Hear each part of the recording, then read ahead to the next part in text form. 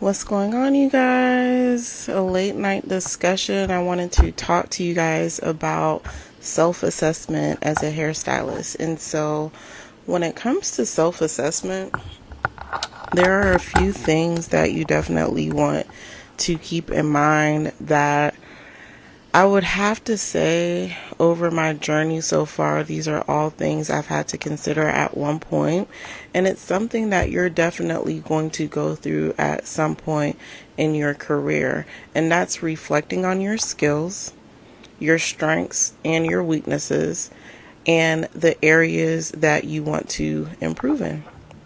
Okay? So, whether it's a strength or not, if it's an area you want to improve in, you want to self-assess and figure out, okay, in this area I want to improve in, what am I actually good at? What am I not great at, but I want to get better at? On top of identifying your weaknesses that you don't necessarily want to focus on, but maybe you have to at the moment to get you through your situation, to put you in a better situation. And what are those strengths that you want to hold on to throughout your whole entire career?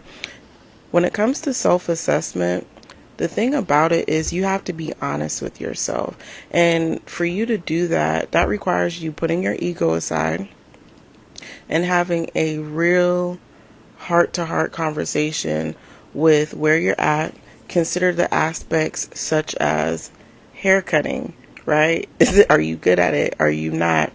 Styling, okay? In school we called it style and finish. Color, hair color. Other chemical treatments, okay? Extensions, customer service, promoting and marketing.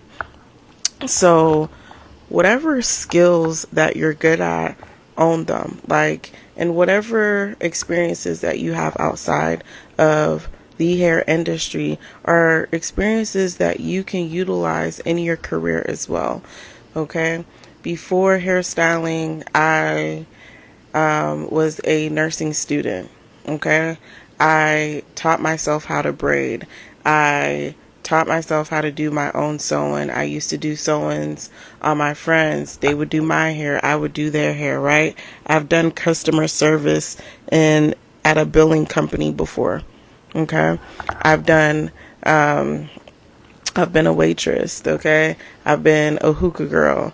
I've been a front desk manager. I've assisted independent hairstylists. So all of these different and I went to school I sold life insurance, right? I've been an affiliate marketer.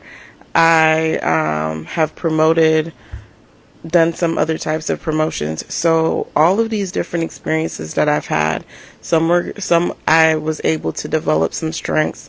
Others I had some weaknesses in, but they're experiences that I can utilize in my career today. And a part of self-assessment as well is making sure that you look at everything that you have experienced.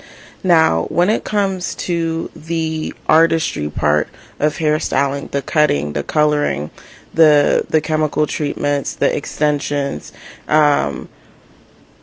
you have to align that with customer service, promotion, and marketing.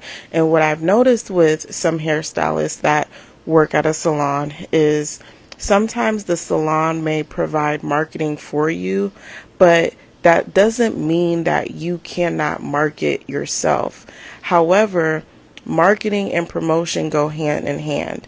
And so it would always be in your best interest as a hairstylist to get better at your customer service skills. Okay? Because I'm not going to lie, the way some hairstylists talk to their clients is in my opinion unacceptable. And sometimes you don't have to be the best hairstylist, but you have to, if your customer service skills are good, if you know how to talk to people, if you can relate to people, if you can treat people with dignity and respect, even when they may be having a bad day, or if you can learn how to just diffuse a situation, it will get you a lot further ahead than just having a skill.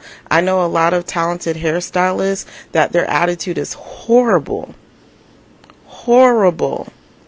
And because of their ego, they're not willing to work on themselves, work on their customer service skills. They don't know how to take self accountability. They lack self awareness. They minimize the art and the benefit of promoting and marketing yourself. And it's going to be hard for you to promote and market yourself when your customer service skills suck. And that has to do, we're in an industry where you have to build relationships with people. That's how you build your clientele. And so tomorrow I'm going to talk a little bit more about reviewing your education and your training. If you're still in cosmetology school, if you have, if you're doing continuous education, if you've started to invest into your career outside of cosmetology school, if you even went to cosmetology school, right? There's so many different areas of the hair industry that you could actually be starting your career. But I'm telling you right now, if you don't know how to be honest with yourself and assess where you're at, you're going to have some challenges. I've literally had conversations with hairstylists, and they told me customer service is not important. And I was shocked. And I had to ask them, do you actually have customer service experience? Because I'm telling you, it will take you so much further than you think. I've had conversations where hairstylists have told me, oh, customer service is a personality trait. No, it's not actually. It's a service that you provide customers by giving them support, by being able to be educated enough to answer their questions, to listen to them. A big part of customer service is listening to what your clients or your potential clients have to say, whether or not you agree with them, whether or not they know what they're talking about. It's an opportunity for you to be able to re-educate them if they're miseducated. It's an opportunity to really listen to what your potential client or your client wants. And it doesn't necessarily mean that just because you take the time to listen to them that you can always meet their desired needs. Sometimes I have to tell my clients no, right? But what I do is explain to them why I'm telling them no. So I just don't say, no, I'm not doing that, right? I'll say, so I wouldn't recommend that for you, and here's why. And then go into explaining why you don't recommend it for them, but also have a solution. So and it doesn't mean that you will always have a solution. However, having suggestions or saying, hey, why don't we look at some other hairstyles for you, or why don't we look at some other looks, or you know what, I know this hairstylist, this is actually her strength and this is what she focuses on. I don't know her personally, or maybe I do know her personally. I can reach out, I can see what I can do for you. But when you are a specialty hairstylist like myself, you would think at this point everybody would understand that when I say I'm a hair extension specialist, that's all I do. However, a lot of people still don't understand what that necessarily means. And also I do have add-ons to what I primarily service. So how you talk to people is going to be very important. And I'm telling you this right now. I don't recommend talking to your clients necessarily like how you would talk to your girlfriends in your personal life. You have to have some level of professionalism. Now, in the hair industry, especially when you're a hairstylist, it's definitely a more laid back type of work environment. However, you don't want to be too laid back and you don't want to get too comfortable, right? Like, you still want to be respectful. Of course, don't be mindful of the nicknames. And granted, you're going to have some clients that end up becoming friends. But what I'm saying is start it off right, because how you start the relationship is ultimately what will carry the relationship. And sometimes just by knowing yourself enough, you will know that it's not a good fit.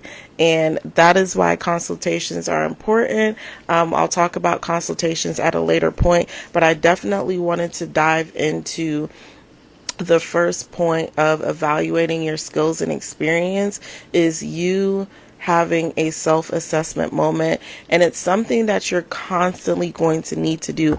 I am constantly self-assessing. Like today, I had a very long day, and I always ask myself, okay, what could you have done better today? Did you drop the ball at any point?